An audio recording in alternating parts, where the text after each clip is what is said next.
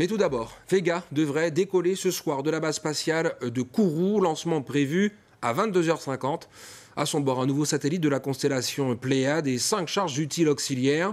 Nous retrouvons Pierre Tréfou au centre spatial guyanais à Kourou. Bonsoir Pierre, comment se passent les derniers préparatifs du premier vol de l'année ?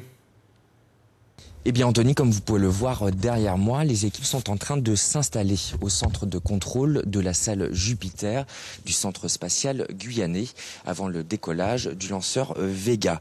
Alors les différentes étapes du protocole de démarrage vont être validées au fur et à mesure avant le décollage du lanceur italien. Plusieurs satellites seront donc mis en orbite, parmi lesquels les premiers satellites Pléiades, des satellites d'une résolution de 30 cm et qui formeront une constellation, tout ça pour le compte d'Airbus. Il ne sera pas le seul à bord du petit lanceur, il y aura aussi le satellite NorSat 3 pour le compte de l'agence spatiale norvégienne, ainsi que 2 satellites Lemur 2 qui recueilleront des données pour les suivis maritimes, aéronautiques et météorologiques pour la société Spire Global.